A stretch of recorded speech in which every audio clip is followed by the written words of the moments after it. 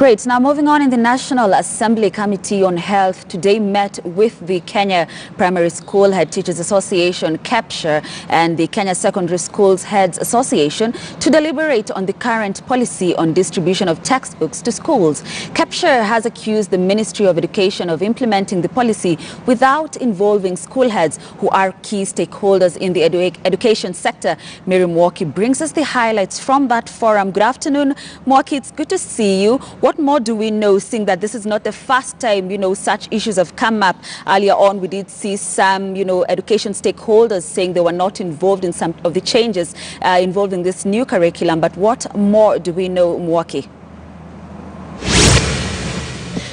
Good afternoon to you, Grace Korea, and as you've rightly mentioned, we had KEPSHA coming in first before their colleagues from KESSHA came in, and one of the major grievances presented by KEPSHA was that the ministry has taken to distributing books to primary schools, and the major concern that they raised with the committee is that the ministry is dumping, or rather leaving these books at county headquarters and leaving it upon the head teachers to find a way to ferry the books to their schools, and some of them saying the distances involved are as much as 60 kilometers, and most of primary schools, especially in the far-flung areas, do not have school buses, therefore posing an inconvenience to these head teachers. They also complained that seeing as we are approaching the third and final term of the year, most lessons, or rather most subjects, still have not received books. They gave an example of the religious education and some other subjects, saying that so far they've not received any books,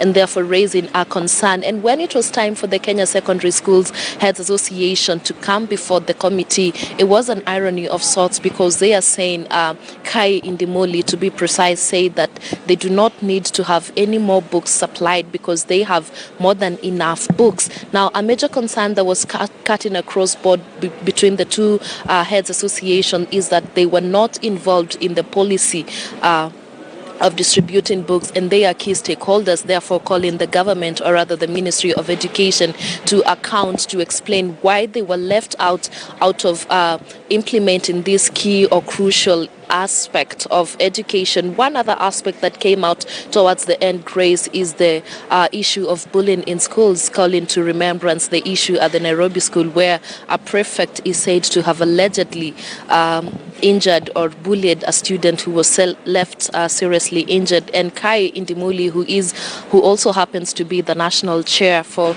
secondary heads, said that tried to absolve the head teacher in question of all blame, saying that there was a policy there before whereby school heads or school teachers appointed prefects, and then when there were issues, they were accused of propagating this thing. But they said that ever since that time now, they have a policy whereby it is the students who elect this prefects, so they cannot be blamed for such. He's also calling for thorough investigations into the incident so that the head teacher in question is not blamed for something that is not his, or appropriated blame that is not rightfully his. Back to you, Grace.